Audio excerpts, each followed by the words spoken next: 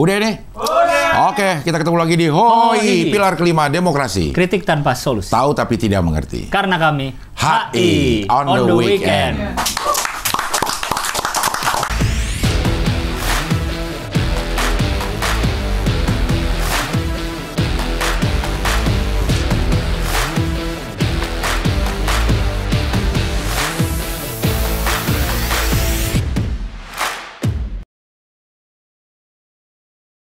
Ini saya bantu Anda untuk menjernihkan nama-nama Anda yang saya bilang itu tuh. Maksudnya saya bilang biar orang tahu kau tuh alim. Gitu. Mulut. Nggak aneh lihat ya, tiba-tiba ada Koki sama PNS berantem. Ada otaknya agak, nggak agak sih, tolol aja. Ada bapak lo nonton lo? Emang kenapa? Emang boleh ngomong tolol? Boleh. Tolol lo pak. Bukan ke dia dong. Bukan ke dia. Bukan ke dia. Satu lagi temon. Buat cuci kaki. Gitu baru kita telan. Ini dapat seminggu nih begitu. Bau.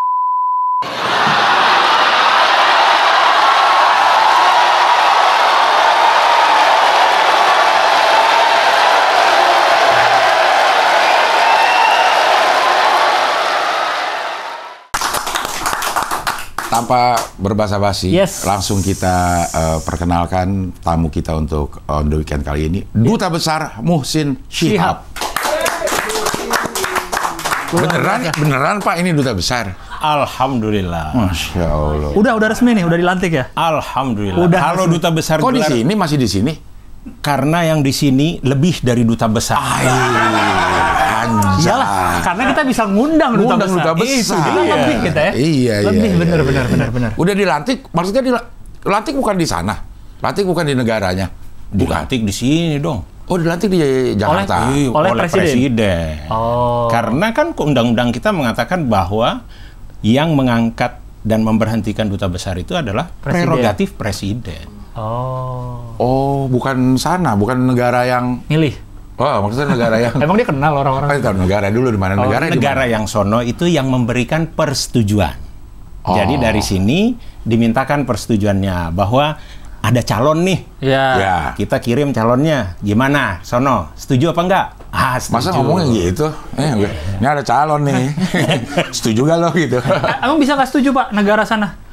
Ya, teorinya bisa aja kalau dia pernah nggak mau. ada yang nggak setuju saya? Biasanya tidak langsung begitu. Biasanya sebelum dikirim persetujuan itu kalau udah tahu ya. kedengeran kurang enak, udah bisa ngomong di belakang layar. Jadi tidak pernah ada, kalau Indonesia selama ini nggak pernah ada cerita yang diusulkan ditolak oleh negaranya. Negaranya nggak nolak tapi balasnya iya. Bukan. Silakan selamat datang gitu. Kalau dia iya. Oh, dia nggak seneng nih. Iya, betul. Tapi sebelumnya kita tanya dulu, ini Duta Besar berkuasa penuh? Luar biasa dan berkuasa penuh. LBBP. Luar biasa dan berkuasa penuh. LBBP. Itu tuh. Iya. Kalau LBP berkuasa penuh juga sih. LBP. Tapi dulu ya. Sekarang. Karena LBP kan luar biasa penuh. Iya, luar biasa penuh. Berkuasanya nggak ada. Pak Muhsin, di mana ininya penempatannya Duta Besarnya? Insya Allah di Kanada. Berarti Kanada berkedudukan di Ottawa. Ottawa, ibu kota berarti ya. Dan merangkap International Civil Aviation Organization (ICAO). Itu apa? Aviation pesawat. Yes, yang mengatur tentang keamanan, keselamatan, dan juga yang terkait dengan pembangunan yang bersih terhadap praktek-praktek dalam industri aviasi. Industri aviasi. Industri aviasi di dunia ini. Oh, dunia. Itu memang kantornya di Ottawa. Kantornya di Montreal. Oh, di Montreal. Untuk ICAO di Montreal. Tapi kedutaan kita ada di Ottawa. Ada di Ottawa. Kenapa bisa jadi itu juga, Pak? International Civil Aviation Organization juga? Ya, karena ini adalah organisasi internasional yang mengatur itu dan sudah berdiri sejak tahun 50-an kalau saya tidak salah. Nah, di situ diatur apa yang disebut dengan standard recommended practices. Jadi ada praktek-praktek yang direkomendasikan harus dilakukan oleh industri penerbangan di seluruh dunia. Nah, itu ada sistem compliance-nya dan sebagainya. Nah, di situ dibahas. Di situ ada governing council-nya, ada executive council-nya dan sebagainya. Tapi memang semua selama ini semua duta besar di Ottawa akan jadi perwakilan Indonesia juga di sini, atau pada umumnya seperti itu. Pada umumnya seperti itu. Karena kan anggota dari ICAO ini 193 negara. Praktis sama dengan PBB, hampir sama sama dengan PBB. Oh ya. Oke, sebelum kita berlanjut lebih jauh, kita tanya sejarahnya dulu ini. Iya. Sekolahnya HI bukan, Pak? Benar, HI. Wah, ini HI murni lagi. HI murni. HI murni nih. Ini darah biru ya. Ini adalah mimpi basahnya anak-anak HI, Pak. Yes, jadi dubes. Jadi dubes. Itu semester 1 biasanya, Pak, baru masuk. Iya. Saya ingin jadi dubes. Masuk HI. Iya. Semester 1 tuh. Iya. Karena semester 2 udah enggak pengen. Semester 2, aduh ngapain gua HI? Iya. Hampir gua HI ya. Semester 1 tuh pasti cita-cita duta besar. Iya. Besar. Masuk HI kuliah angkatan 89. Anjir, sama mau gue dia udah jadi duta besar. Lu gini deh. Malu sih gue. Ngapain Kenapa malu? Justru kan lebih dari duta besar. Iya. Sangkatan banget ya, 89. Sangkatan banget, berarti waktu masuk memang cita-cita jadi duta besar, Pak. Awalnya cita-citanya malah jadi dokter. Oke. Tapi begitu masuk karena fakultas kedokteran nggak ada yang mau nerima. Jadi pilihan ketiga nih, HI. Pilihan ketiga. Sama juga. Kok 3? Ya kan Kedua IPC, kan 2 IPA, 1. 3 ya? Iya. Harus 3. Iya. Zaman dia nggak ada IPC. Pertama kedokteran. Kedokteran juga. Oh, boleh 2 sama gitu apa? Sama di boleh. universitas yang berbeda. Beda ya. Oke. 3 baru hubungan internasional. Kedokteran apa kampusnya dulu pilihnya? Dulu pilihan pertama UNER. UNER. Pilihan kedua Brawijaya. 3 HI UGM. UGM yang keterima yang di UGM malah. Jadi ya begitu udah masuk HI, bayangannya dulu apa ya? Saya tuh nggak pernah paham bahwa HI ini tentang hubungan internasional dan sebagainya geopolitik. Yang bayangan kita itu belajar bahasa asing banyak. Oke. Ternyata bahasa Inggris aja cuman 2 semester. Nah, tapi pelan-pelan mengasihkan. Karena bisa mengasihkan. Soalnya mengasihkan. Pantes aja dia duta besar. HI kok jadi mengasihkan. Iya. Mengasihkannya di mana, Pak? Soalnya dulu waktu SD saya tuh sering lihat Dunia Dalam Berita. Ya, jam 9 malam itu. Lihat sosok Profesor Mukhtar Kusumaatmadja. Oh ya. Yang kalau bicara sangat tertata gitu, hati-hati. Setelah itu sampai SMA, kemudian diganti Menteri Luar Negerinya oleh Pak Ali Alatas. Ya. Yang kalibernya juga luar biasa. Iya. Senyumnya, ungkapan kata-katanya dan sebagainya, itu membuat kita jadi semangat. Oke. Oh, ini jangan-jangan ini di sini nih jurusan gue yang bener nih. Nah, pelan-pelan ya udah terus menikmati. Tapi hampir di akhir-akhir masa kuliah di HI itu hampir berubah cita-cita. Nggak pengen jadi diplomat. Pengen kerja di swasta. Soalnya pada waktu itu konteksnya itu kan tahun 90-an awal tuh, hampir lulus.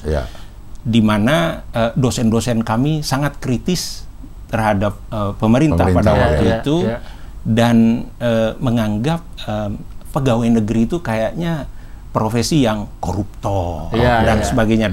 Emang sekarang enggak, Pak? Sekarang lebih bersih.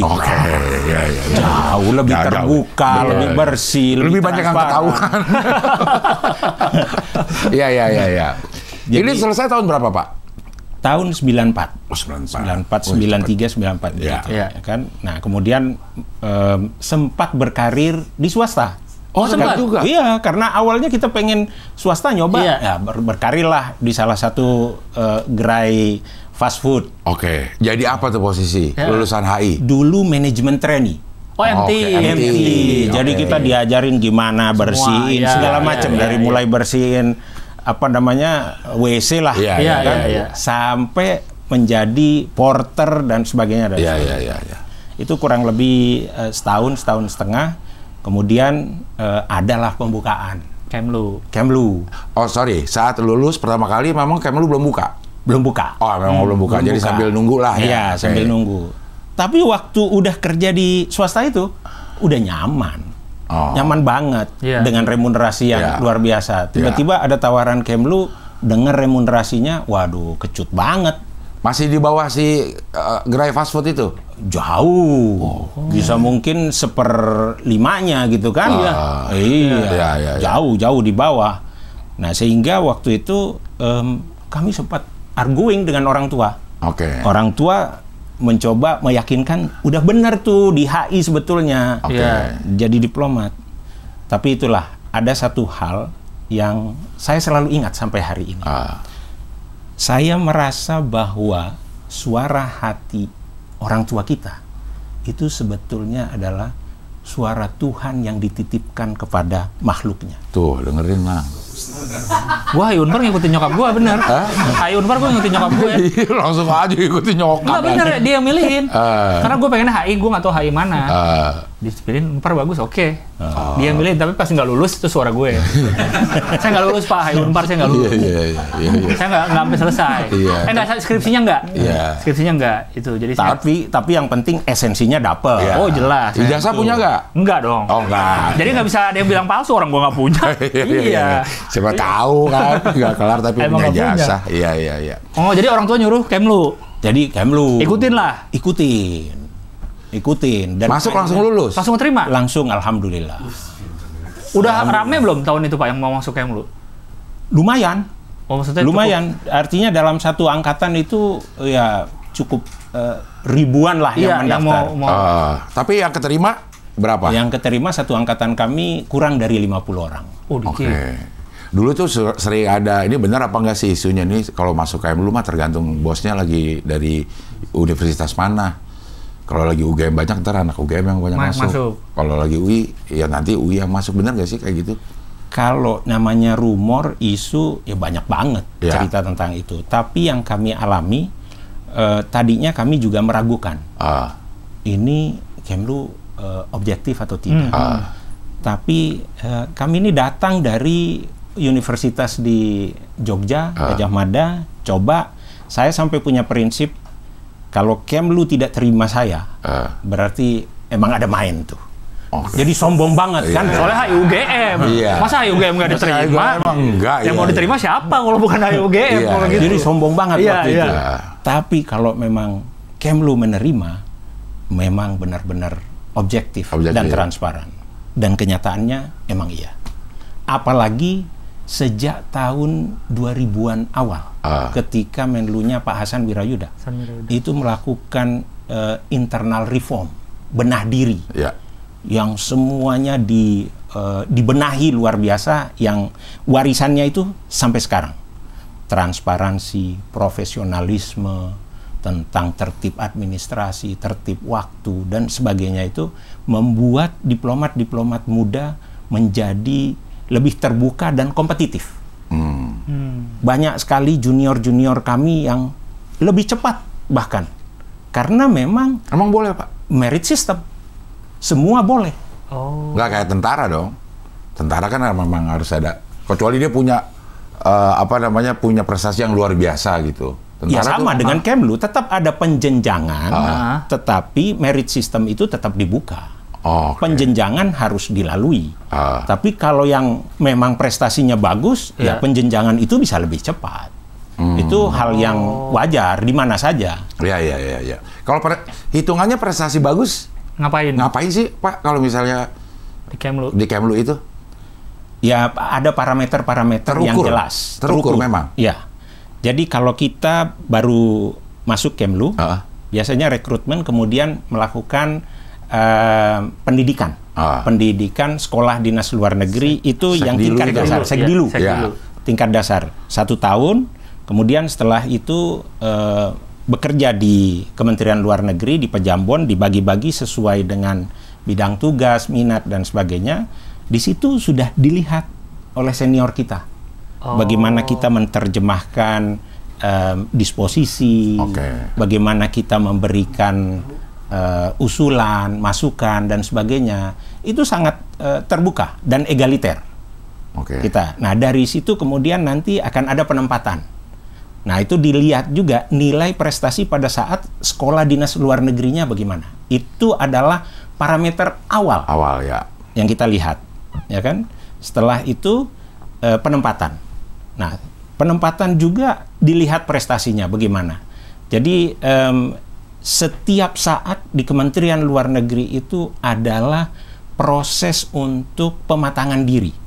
Dan proses pematangan diri itu disupervisi oleh senior-senior. Di mana penilaiannya itu ya boleh dikatakan 360 derajat. Ya. Dari 360 lah. Ya, 360 gitu kan. Dari secara horizontal, secara vertikal, semua itu dilihat dan kemudian recordnya itu ada di Biro Sumber Daya Manusia. Jadi terrecord dengan baik itu. Penempatan di mana, pertama prestasinya apa, di penempatan itu apa yang dilakukan, catatan-catatan dari senior, semuanya lengkap, komprehensif. Sehingga pada saat akan ditempatkan di negara mana, dilihat ini orang kompetensinya apa. Preferensinya juga ditanya. Kalau preferensinya berkaitan langsung dengan kompetensinya, itu dengan mudah. Apalagi kalau posnya terbuka. Tapi kalau posnya tidak ada, preferensinya dan kompetensinya oke, dilihat mana yang paling dekat dengan pos yang terbuka. Itu kalau sebenarnya duta besar itu apa ya? Job desk-nya itu apa sih?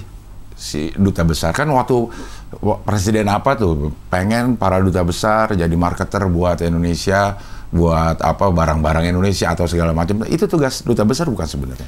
Secara umum tugas duta besar itu sama dengan semua diplomat secara umum, yaitu dia mewakili, representing. Dia mewakili negara kita di luar negeri. Kemudian membuat laporan apa yang terjadi, laporan pandangan mata dan sebagainya. Kemudian bernegosiasi untuk kepentingan nasional kita. Kemudian melakukan perlindungan terhadap warga negara. Nah, jadi tugas pokok dari duta besar dan diplomat lain secara umum sama. Hanya saja komandannya itu adalah duta besar. Dikatakan luar biasa dan berkuasa penuh, sebenarnya ini ada sejarah diplomasi di masa lalu. Di masa lalu, ketika di zaman Romawi, Yunani, dan sebagainya itu, biasanya raja-raja itu mengutus utusan ke negara lain untuk membicarakan isu-isu tertentu. Mengutus utusan beberapa hari, setelah itu kembali memberikan laporan dan sebagainya. Tapi lama-kelamaan kepentingan, masalah yang dihadapi, kompleksitasnya makin dalam. Sehingga diperlukan utusan yang menetap. Karena yang dulu itu tidak menetap, itu dianggap biasa-biasa saja. Menjadi luar biasa karena dia menetap. Dan berkuasa penuh karena apapun yang dilakukan oleh duta besar ini, itu atas nama kepala negara, kepala pemerintahannya. Dia mendapatkan mandat untuk melakukan perjanjian, apapun dan sebagainya, itu mandat dari kepala negara dan kepala pemerintahannya. Ini makanya dikatakan dia berkuasa penuh. Luar biasa dan berkuasa penuh. Tapi tugas pokoknya sama. Semua diplomat dari level yang paling rendah, itu namanya atase, tapi bukan atase teknis ya. Atase, sampai duta besar, itu tugasnya sama. Yaitu mewakili, bernegosiasi, memberikan laporan, melindungi warga negara kita dan sebagainya. Contoh yang paling dekat lah, ini yang kebijakan Trump ya. Kebijakan Trump itu. Nah sebenarnya orang kedutaan besar sana udah tahu duluan atau belum tuh Pak? Maksudnya ada info, kita pengen dinaikin nih tarifnya, terus kita infoin ke Indonesia, atau memang nggak ada yang tahu gitu? Salah satu tugas kita memang mencari informasi, ya kan? Tetapi tidak semua informasi itu kemudian secara instan kita bisa dapatkan. Bisa saja informasi itu datangnya tiba-tiba dari pemerintah setempat, ya kan? Tetapi ada juga informasi yang kita bisa dapatkan secara diskret karena adanya networking yang bagus. Hubungan yang bagus, hubungan personal yang bagus, hubungan sosial yang bagus. Ini kita biasanya bisa mendapatkan informasi. Nah, informasi-informasi itulah yang kita laporkan ke kapital, ke pusat. Nah, itu yang kadang-kadang tidak terrefleksikan di media-media. Ada laporan-laporan khusus yang ada background infonya yang lebih dalam dan sebagainya. Kayak yang masih yang kasus yang tarif ini ya Pak ya, kan kita pengen ngirim tim negosiasi ke sana. Kenapa yang dikirim dari ini? Kenapa itu tidak jadi tugas ke Dubes aja? Maksudnya mau dikirim Bu Sri Mulyani, Menteri Luar Negeri sama Pak Erlangga kalau salah timnya gitu. Sebenarnya si kedutaan besar punya wewenang atau punya power gak untuk nego sama si Amerika gitu? Semua kebijakan itu semua datangnya dari pusat. Kedutaan, perwakilan kita melaksanakan apa yang diperintahkan oleh pusat. Tetapi pusat juga mempunyai pertimbangan khusus. Apakah level isu tertentu cukup di level duta besar, ataukah perlu dikirim pejabat yang lebih tinggi supaya lebih efektif dan lebih tepat sasaran. Nah, itu semuanya adalah pertimbangan dari pimpinan. Kita di perwakilan pada prinsipnya harus mengikuti instruksi dari kapital. Dan itu menjadi salah satu elemen sumpah duta besar. Mengikuti petunjuk dan arahan dari kapital. Tidak bisa mengikuti dan menjalankan keinginan sendiri. Nggak boleh. Jadi sifatnya tidak aktif nunggu perintah aja nih. Ada isu ini, ya dari Jakarta harus perintahin dulu. Ke Dubes lakukan ini, atau kita boleh proaktif. Tidak berarti bahwa kita harus pasif. Ya kan? Justru kita harus proaktif mendapatkan sebanyak mungkin informasi dan memberikan pertimbangan kepada pusat. Nanti pusat yang akan menentukan kebijakannya apa dan perintah apa. Harus tahu dulu, nyari dulu, terus kasih kirim. Berarti sebenarnya sibuk dong ya orang kedutaan besar itu di sana. Pasti banyak dong. Orangnya cuma segitu harus tahu ini itu semua. Jadi pada prinsipnya perwakilan kita di luar negeri itu adalah perwakilan dari Republik Indonesia, bukan hanya perwakilan Kementerian Luar Negeri. Ini yang seringkali disalahpahami. Seolah-olah itu adalah perpanjangan tangan Kementerian Luar Negeri saja. Tapi ini adalah perpanjangan tangan dari semua kementerian, lembaga, bahkan masyarakat Indonesia di negara tersebut. Sehingga kalau dikatakan sibuk, by nature, diplomat itu 24/7. 24 jam, 7 hari penuh. Itu harus didedikasikan untuk negara.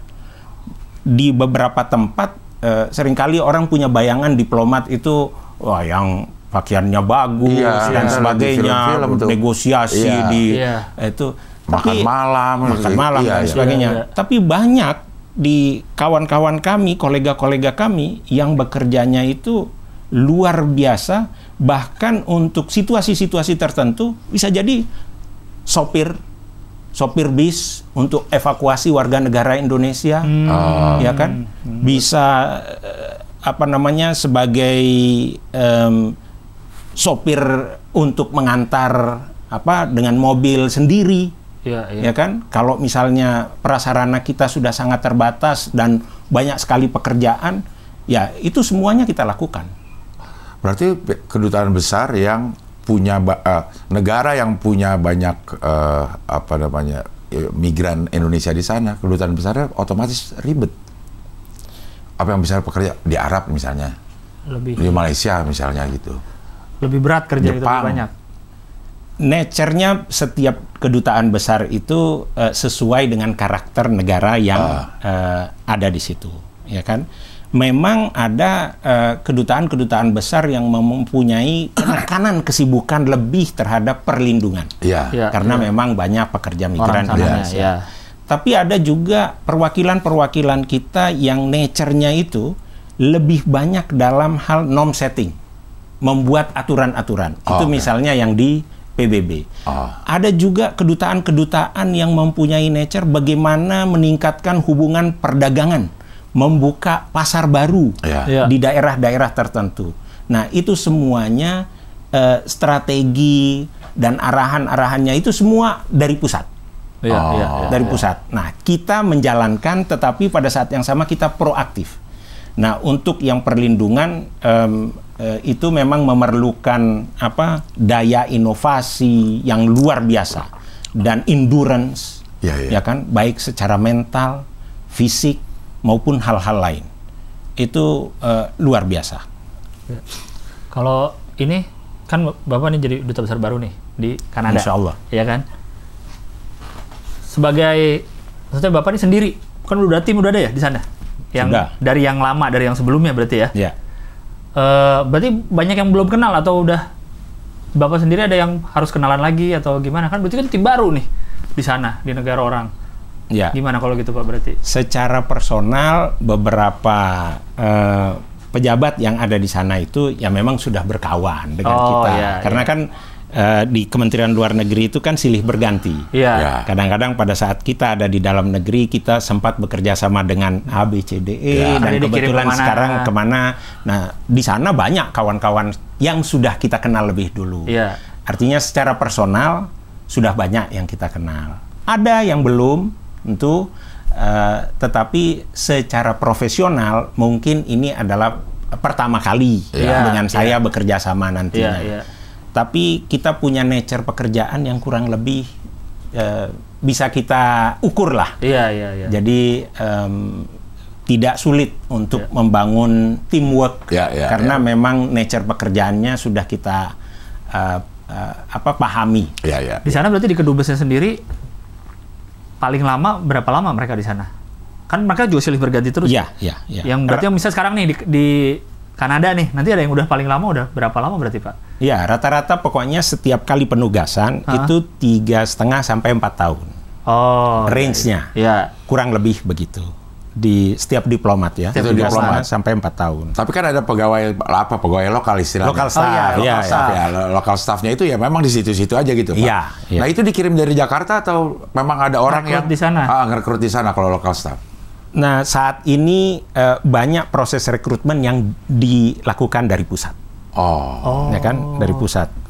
Nah, tetapi dulu-dulu juga ada yang dari masing-masing perwakilan melakukan rekrutmen. Namun demikian, walaupun rekrutmennya itu dilakukan dari pusat, tetapi proses wawancara dan sebagainya itu perwakilan-perwakilan yang akan menjadi user itu juga melakukan wawancara, diberikan kesempatan untuk memberikan assessment terhadap pegawai-pegawai setempat yang akan direkrut.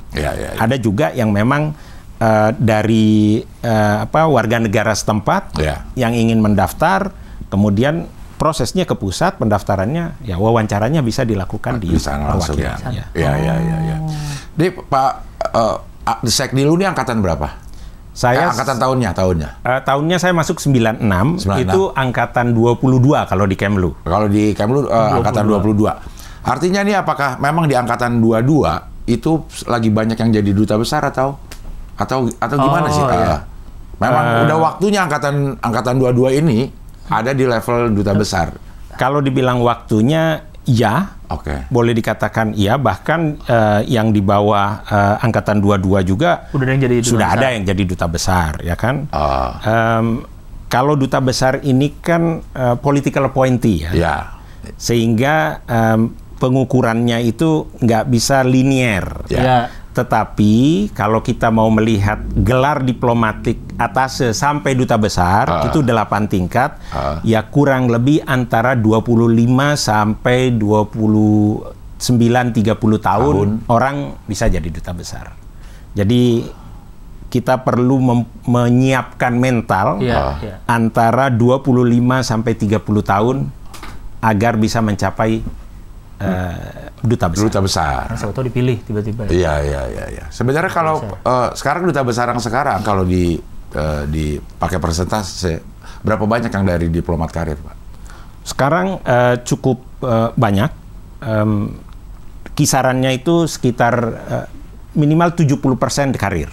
30% non karir. Iya. Ya kan? Waktu kita zaman gue Orde Baru biasanya itu kan dari pensiunan militer. Iya betul. Polisi ya segala macam itu jadi diplomat. Tapi sekarang memang 70% udah dari duta besar. Dari duta besar. Iya. Di Kementerian Luar Negeri kami tidak melihat backgroundnya dari mana. Tetapi kalau karir memang ada proses seleksi alamiah yang sangat ketat. Oke. Adapun yang non karir, Kementerian Luar Negeri tidak melihat backgroundnya mana, tetapi dilihat profesionalisme dan kompetensinya. Oke. Kalau profesionalisme dan kompetensinya memang bagus dan itu diusulkan kepada pimpinan nasional, kepada presiden, dan presiden memberikan kepercayaan itu sama. Ketika mereka ditunjuk oleh presiden menjadi duta besar, prosesnya dan posisinya sama antara karir dan non-karir. Jadi once mereka ditunjuk menjadi duta besar, maka menjadi keluarga besar diplomat di Indonesia. Ya. Diplomat, ya. Kita tanya pengalaman internasional sih agak malu ya. Pasti banyak. Udah pasti banyak. Tapi dari urutannya deh. Dari urutan kan dari S1 tadi UGM. Iya, UGM. Terus sekolah lagi, Pak? Sekolah lagi sempat saya ke Saitama University mengambil International Studies. Kemudian ada pendalaman terkait dengan pendidikan diplomasi, Foreign Service Program di Oxford University. Kemudian itu berarti apa hitungannya? Kayak tugas belajar. Bukan kuliah lagi, yang di Oxford? Yang di Oxford itu one full academic year. Itu adalah kerjasama antara Kementerian Luar Negeri Inggris dengan Oxford University. Ada program khusus yang dirancang untuk para diplomat. Oke, berarti hanya para diplomat yang bisa masuk di situ. Diplomat, dan pada angkatan saya ada satu jurnalis BBC yang diselipkan di situ. Tetapi umumnya para diplomat dari negara-negara sahabat, semuanya di situ dirancang. Di situ ada mata kuliah International Politics, International Public Law, International Economics, dan Diplomatic Practice. Nah, Diplomatic Practice ini ada banyak hal. Ada terkait dengan bagaimana kita memaparkan substansi-substansi tentang national interest kita. Bagaimana kita bernegosiasi, bagaimana kita melakukan katakanlah working dinner dari mulai table manner-nya dan sebagainya, ya kan? Iya, itu di diplomatic practice namanya. Ya, itu semuanya ada di situ. Bagaimana koktail dan sebagainya. Bagaimana kita building network. Building network itu penting. Ada trik-triknya. Bahkan bagaimana kita menghadapi media. Menghadapi jurnalis dan sebagainya. Itu ada trainingnya khusus yang terkait dengan diplomatic practice. Itu 1 tahun penuh. Tapi kalau penempatan pertama di luar negeri, kebetulan di Paris. Begitu selesai Sekdilu, setelah beberapa tahun di Kemlu, kemudian sekolah ke Jepang, kembali dari Jepang, kemudian penempatan di KBRI Paris. Sebagai apa tuh? Sebagai diplomat junior yang menangani isu-isu kekonsuleran, protokol dan konsuler. Jadi saya kantor saya itu ada 2 dulu. Kantor di KBRI dan satu lagi ngantornya di airport. Karena kalau ada pejabat Indonesia datang. Ya. Kami menyambut, memfasilitasi dan sebagainya. Kalau keluarga yang datang kita harus ini nggak, Pak? Bagaimana? Kalau keluarga pejabat yang datang?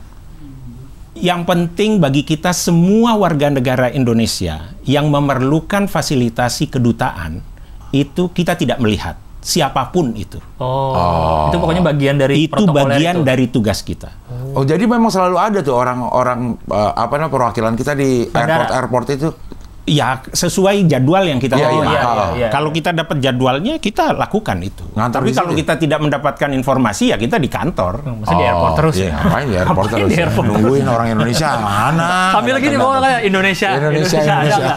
Kan nggak ada nungguin terus. Yang penting ada informasi ke kita. ME apa tuh? Master Airport. Jadi saya punya pengalaman waktu saya di Paris. Jam 4 subuh tiba-tiba telepon saya itu karena kebetulan hotline KBRI. Ditelepon dari aparat di bandara. Menyampaikan bahwa ada warga negara Indonesia sedang sakit. Baru mendarat dari Amerika. Menggunakan airline waktu itu Delta kalau nggak salah. Pagi-pagi sekali, pagi-pagi buta. Jadi kami diminta datang. Begitu datang, sampai di sana rupanya ibu-ibu sendirian dan langsung dibawa ke rumah sakit. Rumah sakit tidak lama sudah itu meninggal. Jadi karena dingin sekali, luar biasa, capek dan sebagainya, riwayat ada hipertensi, ada jantung, kemudian meninggal. Nah, ini yang seperti ini kita harus urus dari A sampai Z. Bagaimana proses memberikan informasi kepada keluarganya, ya kan? Bagaimana kemudian bernegosiasi dengan pihak petugas kesehatan di sana, ya kan? Proses untuk evakuasi jenazahnya, bagaimana proses untuk waktu itu bagaimana ibadahnya, karena kebetulan Nasrani, ya kan? Jadi semua itu menjadi tugas kita sebagai pejabat protokol dan konsuler. Dan pemulangan ke Indonesia juga termasuk pemulangan ke Indonesia jika dari keluarganya tidak ada yang mengawal, maka harus ada dari KBRI. KBRI Paris yang mengawal. Kebetulan waktu itu keluarganya datang. Sehingga ya itu memerlukan waktu beberapa hari. Tapi itu ilustrasi seperti itu bagian dari protokoler tadi ya. Iya.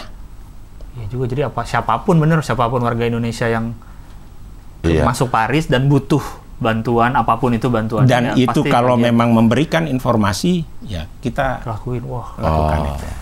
Jadi nggak kayak di film-film doang ya, kita lihat diplomat makan malam, itu terus ya? Ini gitu-gituan doang. Diundang presiden, diundang menteri.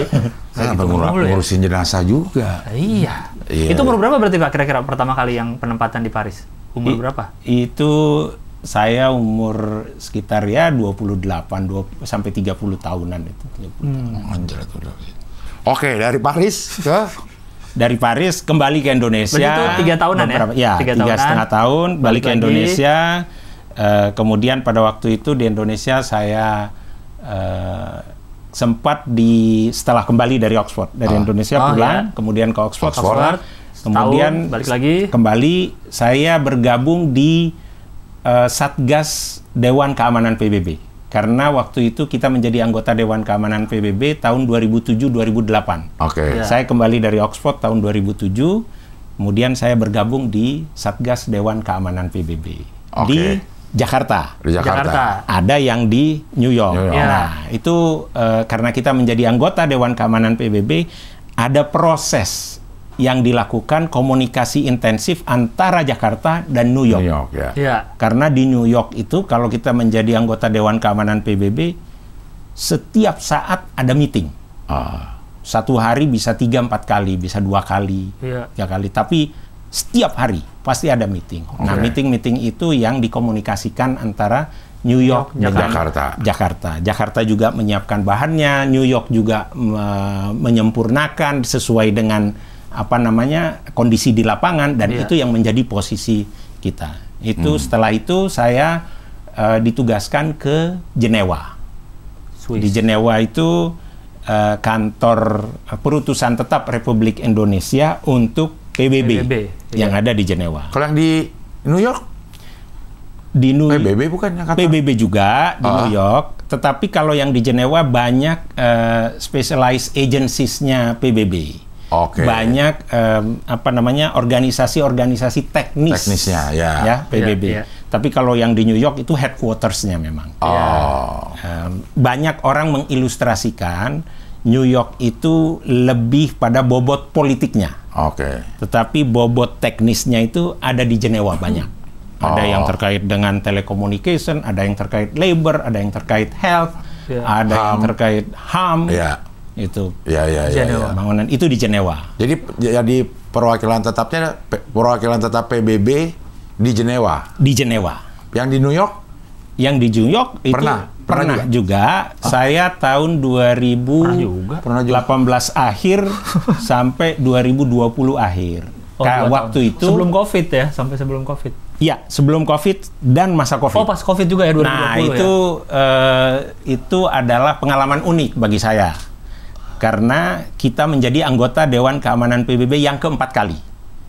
Jadi pertama kita jadi anggota Dewan Keamanan PBB tahun 74-75, kemudian tahun 95-96, tahun 2007-2008, dan tahun 2019-2020. Itu yang terakhir. Dan di tahun 2019-2020 itu kebetulan saya dipercaya menjadi Deputi Wakil Tetap Republik Indonesia bergelar ambasador untuk Dewan Keamanan PBB. Yang Deputi Wakil Tetap itu ya hanya ada 4 selama ini. Ya salah satunya saya yang terakhir. Karena pada saat kita menjadi Dewan Keamanan. Hanya pada saat jadi anggota Dewan Keamanan. Kalau nggak ada posisi itu ya? Nggak ada. Jadi begitu selesai, saya harus pulang. Iya, karena udah nggak Dewan Keamanan nggak ada Dewan Keamanan lagi. Kalau masih tetap mau di situ boleh nggak? Nggak boleh. Pulang Pak, pulang. Nggak, saya mau di sini terus. Oh gitu. Kan, juga ya. Saya pernah ke kantor PBB, New York. Di New York. Iya. Tapi katanya kantor PTRI-nya bukan di situ. Ada dekat tempatnya mahal. Tempat apanya? Keren kata tempat PTRI itu ya Pak. Ya kalau keren atau enggak kan relatif. Kata orang sana. Tapi lu lihat ya tempatnya? Enggak, gue nggak kesana. Gue pikir ya udah kantornya di situ aja. Oh. Gue nanya nih. Di yang headquarter PBB. Headquarter itu. Iya. Ya gue tanya, emang kalau yang orang Indonesia di mana? Wah ada kantornya bukan di sini. Beda gedung. Beda, tapi walking distance memang. Walking distance itu yang memudahkan kita dari segi transportasi karena New York itu luar biasa macetnya dan sebagainya. Itu jadi kita kalau sidang most of the time jalan kaki. Jalan kaki. Pokoknya di tempat itu katanya ada tanah termahal di dunia lah. Tuh sekotak itu tuh. Ya kan Pak? Ya enggak juga sih. Ada di daerah yang karena itu apa namanya apalah gitu. Tapi ya namanya New York ya memang tanahnya mahal. Tidak ada yang dibilang murah sih ya. Nah selama di Amerika itu sama kedutaan besar hubungannya gimana tuh? Nah, kedutaan besar kita di Amerika itu adanya di Washington. Di Washington, ya. Nah, ini apa nih? Beda ini? Beda, karena kan tupoksinya beda. Oh, beda, tupoksinya beda. Ya, kalau yang kedutaan besar Republik Indonesia di Washington itu menjalankan tugas membina hubungan bilateral dengan negara Amerika Serikat. Iya. Tapi kalau yang di PBB khusus untuk PBB. Nah, counterpartnya adalah ya Sekjen PBB dan negara-negara yang diutus. Tapi kalau yang di Washington itu counterpartnya adalah pemerintah Amerika Serikat, pejabat-pejabatnya dan sebagainya. Waktu jadi Dewan Keamanan kita kan Bapak di situ tuh perwakilan. Berapa orang Indonesianya? Yang mewakilinya? Kalau tugasnya itu kan di kantor kita, ya kan? Di kantor itu yang menangani khusus Dewan Keamanan PBB itu, walaupun sebetulnya tidak bisa dikatakan khusus ya, karena kan multi sektor ya. Tapi yang didedikasikan ditambah, tadinya kita misalnya ada staf sekitar home staff-nya ya. Home staff itu ada sekitar 17, itu 15 sampai 17 ditambah 7 orang. Tambah 7 orang untuk menangani Dewan Keamanan PBB. Karena di Dewan Keamanan PBB ini ada isu-isu tematis seperti terorisme, bahkan climate. HAM itu ada di situ. Ada isu-isu tentang spesifik tentang regional, ya kan? Isu-isu negara, spesifik countries, negara-negara di Afrika itu yang konflik, negara-negara di Timur Tengah, di Asia, di Eropa, di Amerika Latin, di hampir semua belahan dunia ini ada yang menjadi agenda Dewan Keamanan PBB. Iya. Kan Dewan Keamanan kan ada anggota tetap. Ada anggota tidak tetap, termasuk yang Indonesia itu. pemilihannya atas dasar apa ya? Si yang tidak tetap ini. Memang anggota tidak tetap ini secara dilakukan 2 tahun sekali. Oke. Ya kan, masa tugasnya itu 2 tahun sekali. Tetapi dari 10 yang tidak tetap itu secara bergiliran 5 keluar 5 masuk. Jadi nggak semua 10-10-nya. Oke. Ya. Nah, jadi itu dilakukan. Di rolling aja atau memang? Tidak di rolling, harus melalui kampanye. Kita running. Seperti sekarang ini, kita juga sedang mencalonkan untuk nanti keanggotaan 2029-2030. Tapi kampanye sudah harus dilakukan. Nah, kampanye itu didasarkan dari apa? Dari prestasi-prestasi kita. Prestasi-prestasi di bidang-bidang yang sangat luas. Nah, itulah yang kita lakukan dulu ketika kita akan menjadi anggota Dewan Keamanan PBB. Kemudian nanti akan dilakukan voting di Majelis Umum PBB yang 193 negara. Nah, terakhir kita itu, dan itu dipilih sesuai regional, sesuai kawasannya. Kalau kita dari kawasan Asia Pasifik. Asia Pasifik kita masuknya. Ya kan? Nah, pada saat itu kita mengalahkan Maladewa. Maladewa mencalonkan, Indonesia mencalonkan, ada seatnya 1. Nah, kita mengalahkan Maladewa, suara kita 144. Itu suara yang sangat signifikan. Ya kan? Dibandingkan dengan lawan kita yang ya tidak terlalu besar gitu ya. Emang keuntungannya apa sih, Pak? Jadi anggota Dewan Keamanan sampai harus ada yang kampanyein gitu. Memang kalau kita masuk ke sana terus buat negara kitanya apa tuh? Jadi begini, di PBB itu ada 6 organ utama. Dan satu-satunya organ utama yang produknya itu mengikat secara hukum, itu Dewan Keamanan PBB. Kalau yang lain sifatnya lebih rekomendatif. Ya kan? Nah, Dewan Keamanan PBB ini mengikat bahwa misalnya resolusi itu harus dipatuhi oleh semua anggota PBB. Bahkan Dewan Keamanan PBB juga mempunyai otoritas untuk memberi sanksi kepada yang tidak mematuhi. Bahkan anggota Dewan Keamanan PBB bisa memberikan mandat untuk menggelar pasukan kekuatan militer. Ya kan? Itu memberikan green light itu.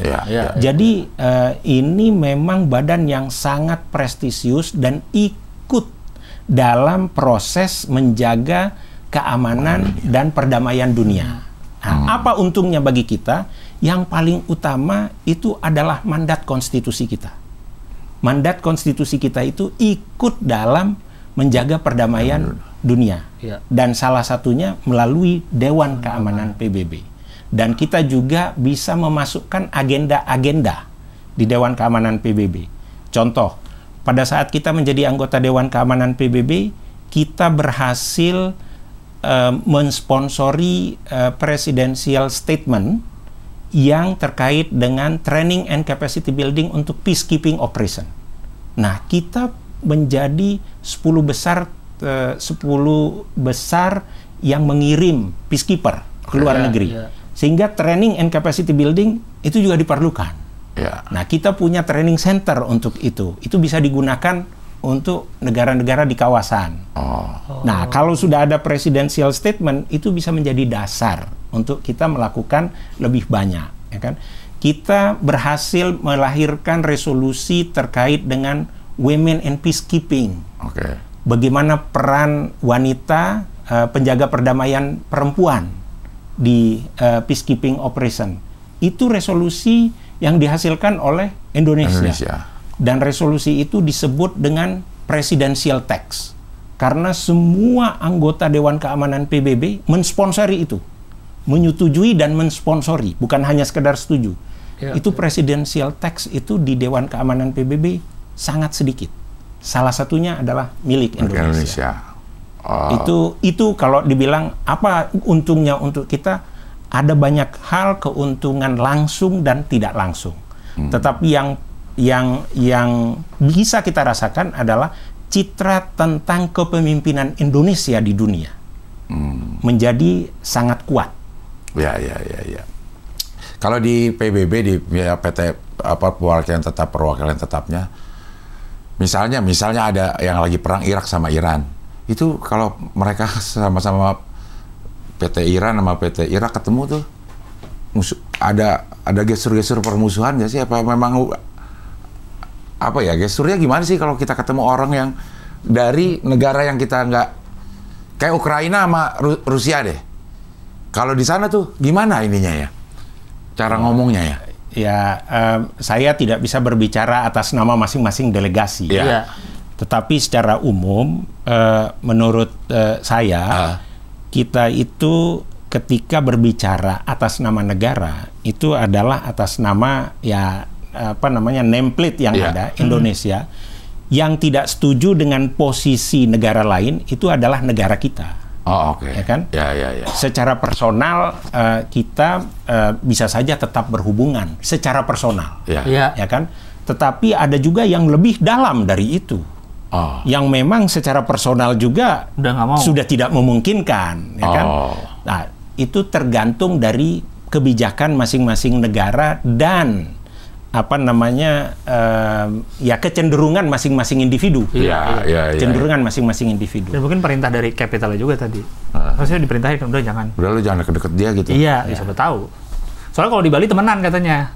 Turisnya. Tukang ojek ngomong, tuh saya naik ojek waktu zaman awal-awal lagi perang baru meledak, Pak. Saya lagi di Bali, tukang ojek ngomong, wah di sini mah Ukraina sama Rusia temenan, orang bareng suka ini. Turisnya di sana doang berantem di berita, kata dia gitu, kata tukang ojek ya. Karena dia sering di forum-forum resmi juga begitu sebetulnya kan, Rusia dan Amerika ya kan. Itu mereka bisa keras sekali di forum resmi. Pas ketemu. Tetapi ketika pertemuan informal ya biasa saja. Itu sebabnya juga waktu Indonesia jadi anggota Dewan Keamanan PBB, itu wakil tetap RI kami, Pak Dubes Trian Sajani itu mengusulkan satu format yang cukup unik, yang disebut dengan Sofa Talk. Sofa Talk itu sengaja dibuat formatnya seperti sofa ini, duduk, semua duta besarnya saja. Yang boleh hadir, ya kan, di situ tidak didampingi oleh staf, tidak ada sekretariat, dan di situ ngomong secara terbuka masing-masing. Kenapa posisinya begini, terbuka, off the record. Itu untuk mencari solusi gimana nih caranya nih supaya kita bisa lebih cair. Pas lagi forum tuh ya. Di forum dan bagaimana keinginan kita sebenarnya untuk bisa disampaikan ke kapitalnya dan sebagainya. Itu yang kita sebut dengan sofa talk. Sofa talk, iya. Jadi lebih santai. Lebih santai, lebih informal, supaya engagement personal itu dapat. Iya. Karena seringkali negosiasi itu lebih banyak didasarkan engagement personal kita.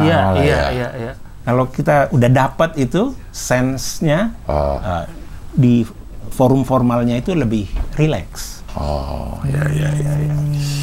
Oke Pak, berarti berangkat ke Ottawa kapan? Insya Allah awal Mei. Awal Mei, tanggal 5 Mei lah begitu. Berarti memang proses dari awal penetapan, dari seleksi segala macam sampai berangkat dilantik di sini itu berapa lama Pak? Itu bervariasi ya, bervariasi. Tapi kalau saya sejak fit and proper test di DPR itu tanggal 17 September 2024. Lama ya. Dan nanti bulan Mei ini insya Allah berangkat. Tapi memang prosesnya itu memang panjang. Mulai dari pengusulan oleh Menteri Luar Negeri ini sebelum di fit and proper test? Sebelum. Pengusulan dari Menteri Luar Negeri kepada Presiden. Nanti Presiden mengusulkan bukan sebenarnya, menyampaikan kepada DPR untuk dilakukan fit and proper. Di DPR itu diparipurnakan dulu. Di sidang paripurna. Setelah diparipurnakan, didelegasikan kepada Komisi 1 untuk di fit and proper. Masing-masing itu kan ada pentahapannya dan ada waktu yang harus dilalui. Penjadwalannya juga, ya kan? Setelah fit and proper, kemudian nanti dari Ketua DPR menulis surat kepada Presiden. apakah sudah dianggap sesuai, layak dan layak, apakah ada pergeseran dan sebagainya itu. Nah, setelah itu baru dimintakan persetujuan ke negara yang akan dituju. Oh, yang tadi tuh. Yang tadi, ya kan? Itu juga bervariasi waktunya. Nunggu jawaban dari sana. Ada yang 3 minggu, ada yang 1 bulan, ada yang 2 bulan, ada yang bahkan sampai 4 bulan. Wah, yang jadi calon dubesnya deg-degan ya? Dia mau nggak ya? Nggak suka sama gue. Iya, gue pernah ngapain ya? Iya, di negara itu pernah salah apa saya ya? Oh gitu. Kalau Bapak berapa lama dari Kanadanya? Nggak terlalu lama berarti? Saya alhamdulillah tidak terlalu lama, sekitar 1,5 bulan. Oh, 1,5 bulan itu hitungannya nggak terlalu lama ya? Iya, nggak terlalu lama. Normal saja. Normal, oke. Karena kan setiap negara juga punya prosedur cara menentukan persetujuan itu. Yang kita harus hormati. Iya, betul. Kita harus hormati. Oke, negara udah setuju nih, negara yang tujuan. Habis itu? Baru kemudian disampaikan kepada Presiden, diusulkan untuk pelantikan. Oke. Pelantikan nunggu jadwal lagi. Karena pelantikan tuh bareng-bareng. Ya biasanya bersamaan minimal 7-8. Ini kebiasaan, tidak ada aturan baku. Tidak ada aturan baku, tapi biasanya seperti itu. Nah, kebetulan kami kemarin itu 30. Wih, banyak. Dubes 31 duta besar. Dilantik bersamaan. Oh, tapi berangkat ke negaranya beda-beda. Ya, beda-beda tetapi hampir bersamaan. Mungkin di sekitar bulan Mei mayoritas. Tergantung, karena kan setelah dilantik itu ada proses administratif yang harus kami lalui secara internal. Misalnya pembuatan paspor, pengajuan visa. Kan pakai visa juga. Baru iya dong. Masih ngurus visa. Harus ada visa juga, Pak. Iya dong. Kan itu semua menjadi prerogatifnya setiap negara. Pakai travel agent. Saya ada nih Boy. Ada namanya Boy, cepet deh. Yang langganan lu ya? Iya. Langganan lu. Boy Chandra aja. Cepet dia bisa. Kalau kayak gini nih, keluarga langsung ikut nggak sih Pak? Atau nggak? Gimana sih kalau gitu? Keluarga dubesnya nih? Langsung? Barengan nih? Langsung bersama-sama. Nah, kalau punya anak yang sekolah segala macam, siapa yang nyariin, Pak? Nyari sekolah di sananya? Atau ya itu ada komunikasi, biasanya komunikasi lebih awal dari sini dengan perwakilan kita yang di sana, misalnya tentang sekolah di sana. Ya kita bisa cari informasinya dan itu biasanya selalu bisa dilalui dengan baik. Dan kalau di Kementerian Luar Negeri yang penempatan non duta besar ya, itu memang sudah disesuaikan jadwalnya dengan jadwal sekolah anak-anak. Supaya tidak menyulitkan. Biasanya pertengahan tahun atau di awal tahun. Ini anaknya berapa? Jadi itu. Berarti dicari pas ya? Apa ini si diplomat ini? Tapi itu diurusin oleh negara atau kayak misalnya ASN ya Pak? Dia pindah mutasi ke Jambi misalnya. Yang tahu nih beberapa teman gue, ya gue kesana dulu, gue cariin sekolah sendiri segala macem.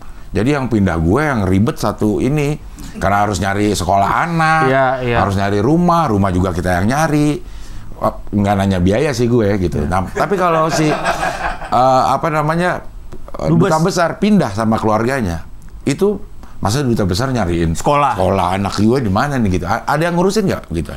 Kan ya pasti akan ada yang membantu. Tetapi setiap negara juga kan beda-beda. Seperti di Kanada itu yang kami dapati informasinya, sekolah itu disesuaikan dengan zonasinya yang terdekat dari alamat rumahnya. Jadi sama kita Pak. Ya sudah merusak itu Pak. Udah jelas gitu kan. Yang terdekat dari rumah. Dia paling jauh dong lo rumah lo di Indonesia. Kan rumahnya udah iya lo nggak bakal keterima. Ada yang nitip-nitip di kartu keluarga nggak di Ottawa? Cari yang dekat sekolah. Gitu, langsung berarti ya keluarga ikut. Tapi keluarga ikut nih Pak? Ikut.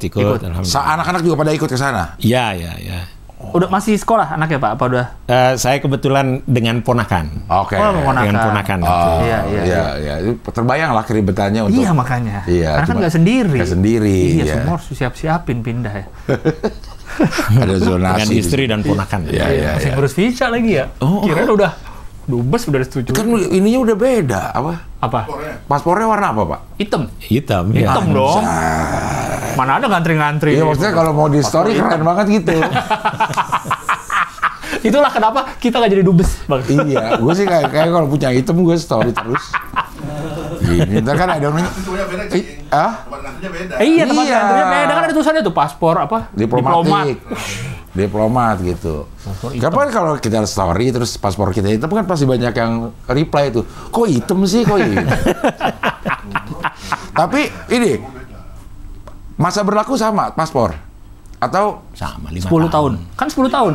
Oh 5. Kami 5 tahun. Oh 5 tahun. Kita di extend tapi nanti yang baru. Polikarbonat juga nggak Pak? Iya. Iya dong pasti dong. Ya nggak tahu, nggak pernah lihat. Iya yang baru. Iya. Apa sih? Iya. Elektrik. Iya, udah sama kan ya. Iya. Oke, Pak, ini pertanyaan terakhir nih. Waktu Kemlu ngusulin ke presiden, itu berapa nama biasanya? Untuk satu negara? Satu negara. Oh, itu tergantung dari pos yang akan kosong. Enggak bisa untuk jadi duta besar? Iya. Kan butuh satu orang ya? Iya. Si Kemlu itu kasih nama ke situ satu orang itu aja atau ada pilihan gitu, Pak? Untuk Kanada nih, berapa orang? Untuk Kanada, ntar apa, misalnya presiden, gue Pak Muhsin aja dah gitu, atau gimana? Iya, satu orang. Oh, satu orang. Sudah satu orang. Memang. Udah satu gitu dikirim. Satu. Tapi kan sebelum proses itu kan sudah ada pembicaraan. Sebelum satu dapat satu itu yang internal ya? Internal. Sudah ada proses seleksi dan sebagainya. Oh, baru dikirim memang satu nama itu. Satu nama itu kepada presiden. Kepada presiden. Ya. Dan presiden mengirim ke DPR ya. Satu nama itu. Iya. Kirim lagi, ini lagi ke negara ini. Ini bukan mau ngomongin yang lain ya Pak, tapi Bapak pernah tahu nggak ada yang ditolak? Oleh presiden. Kandidat rekomendasi ini, rekomendasi dari Kemlu, terus ada yang ditolak. Pernah dengar nggak Pak? Sependek sepengetahuan saya, itu kan nanti presiden yang menentukan akhirnya. Jadi kita nggak tahu juga. Kita tidak tahu. Kan itu kan semua presiden kan, karena prerogatif presiden. Jadi mekanismenya yang kita tahu. Iya. Tapi penentuannya itu hanya presiden. Bahkan Menteri Luar Negeri juga kan tidak punya hak untuk itu. Prerogatif presiden. Undang-undang dasarnya mengatakan. Iya. Nih untuk ini kali ya, untuk anak-anak HI ya yang mau apa ya, mau jadi duta besar, dubes atau kami di sini Pak selalu bilang anak HI itu belajar di permukaan doang. Semua dipelajarin, ya kan? Hukum belajar, ekonomi, tapi nggak ada yang dalam, ya kan ya? Iya, nggak ada yang dalam. Terus kayaknya jadi diplomat, jadi dubes tuh angan-angan lah, sulit lah, gitu. Nah mungkin Bapak ada untuk yang anak-anak belajar HI biar semangat Pak. Iya. Kalau dilihat di Twitter Pak, orang masih HI. Iya. Semester 1-2 doang lo cita-cita diplomat. Terus semester 3 juga lo udah yang keterima aja gitu. Jadi kadang-kadang memang ada bangganya jadi anak HI, tapi ada juga yang emang gue salah pilih kayaknya gitu. Gimana sih sebenarnya? Iya, gimana Pak? Benar ada lagi kuliah HI nih sekarang nih. Mungkin kayak Bapak tuh udah semester akhir tuh udah mulai, ini bener nggak ya gue ini? Iya. Gimana Pak harusnya Pak anak HI ini biar jadi kalau pengen jadi diplomat, jadi dubes gitu? Iya, kalau menurut saya long life learning. Jadi dimanapun jurusannya, kalau kita tidak ada minat untuk mengembangkan diri kita secara terus-menerus, secara berkesinambungan, ya sulit kita berkompetisi. Begitu juga diplomat. Kita punya modal dasar, misalnya dari universitas-universitas ternama, masuk di Kementerian Luar Negeri. Tapi kalau hanya membanggakan kebesaran nama universitasnya, tidak mengembangkan dirinya, ya dia masuk kotak. Begitu juga orang-orang yang mungkin dianggap biasa-biasa saja awalnya, tapi ada keinginan kerja keras untuk mengembangkan dirinya, dia masuk jalur cepat. Itulah makanya Kementerian Luar Negeri itu menggunakan merit system. Merit system itu tidak melihat latar belakang dari mana dia, siapa dia. Yang penting kerjanya, kompetensinya, profesionalismenya bagaimana. Kalau itu oke, dia pasti akan lolos seleksi secara alamiah. Iya. Jadi untuk para mahasiswa HI udah nggak usah rendah diri. Pasti nggak rendah diri sih. Emang kita berada di dua sisi deh. Satu bangga, satu, aduh gua kerja apa ya begitu loh. Berarti masih keren ya Pak? Jadi masih keren ya? Masih keren. Oh keren, super keren. Apalagi kalau nanya sama saya, sangat keren. Sangat keren. Dan di Kemlu masih banyak yang memang yang diterima HI ya benar-benar kan, katanya kan kalau dulu kan waktu saya saingannya anak ekonomi, anak hukum, HI-nya bisa dipelajarin nanti pas sekdilu. Tapi untuk yang masuk memang jurusan HI itu masih banyak Pak ya? Masih banyak ya? Dan kita juga terbuka dengan jurusan-jurusan lain yang relevan dengan tugas dan kerjanya diplomat. Tapi HI menjadi salah satu prioritas. Selalu di setiap tahun rekrutmen, HI itu menjadi prioritas. Setiap tahun itu berapa sih yang diterima di Kemlu? Beragam. Pernah kita menerima sampai lebih dari 150-an bahkan pernah. 150? Ya, satu angkatan. Pernah ada. Tapi di banyak kesempatan itu antara 70-an. 70-an. Ya lumayan besar sih ininya ya. 70-an. Ya, karena kan angkatan gue cuma 20 orang. Apa? Angkatan HI. Cenderung juga di universitas lain juga tidak terlalu banyak kan? Di gue banyak HI. Gue aja NPM-nya 141 Bang. Banyak banget HI. Jadi nggak ini lagi. Di Unpar banyak masuk Kemlu Pak ya? Banyak. Tapi Unpar juga termasuk yang salah satu yang keren untuk HI ya. Iya, kalau dilihat dari luar. Pas gua kuliah gini-gini aja, biasa aja. Banyak banget. Masih oke ya untuk HI ya. Ini masuk Kemlu ya, masih ya. Silakan Anda tidak salah jurusan. Tidak salah jurusan. Masih oke nih, masih bisa jadi dubes. Ada bukti nyata anak HI jadi dubes. Iya. Oke Pak Dubes, terima kasih sudah hadir sini. Terima kasih banyak. Mudah-mudahan segera berangkat. Amin. Lancar-lancar sana. Nanti kalau kita jalan-jalan ke sana. Siap. Siapa tahu ya kita ke Kanada kan.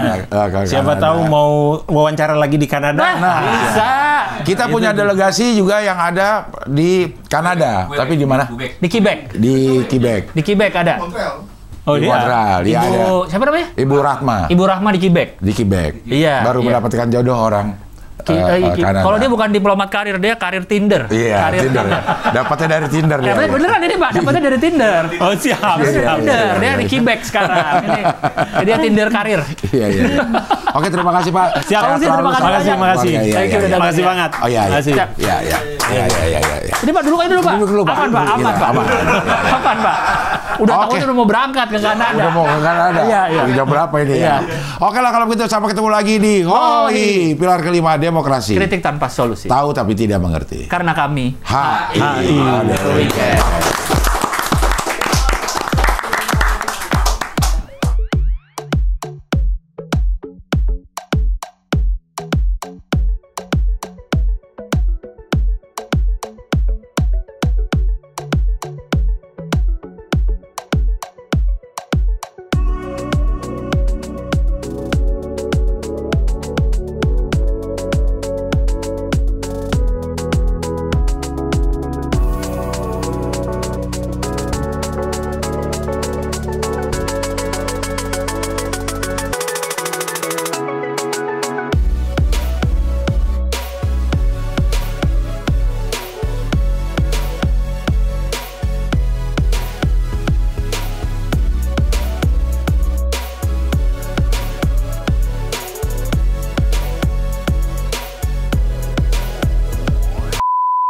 Lu sebenarnya kalau penonton setia channel ini ya, lu tuh kocak dapet, ilmu dapet, banyak banget yang lu nonton podcast selain HI ya, lu perhatiin aja narasumbernya.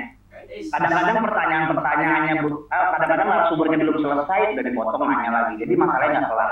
Dan lagi, Sing Abdel itu semuanya padahal kadang-kadang nggak ngerti sama apa ya narasumbernya, tapi dia tuh pertanyaannya selalu tepat dan cenderung mewakili gitu. Ini emang pemain sih kalau lu manis. Lu sayang banget dah. Gua tuh ngikutin semua. Yang ada mau narasumbernya siapa? Dengerin di motor gini, emang tiba-tiba udah sejam. Lu membership dah. Lu bedain nama Sing Abdel cara nanya ke narasumber, lu bedain. Dapat ilmu dapat. Gini contoh Abdul deh, Sing Abdel ibaratnya kan tanda kutip. Apa sih Sing Abdel tahu apa sih Mobile Legends? Tapi pertanyaannya tahu. Seakan-akan Sing Abdel main.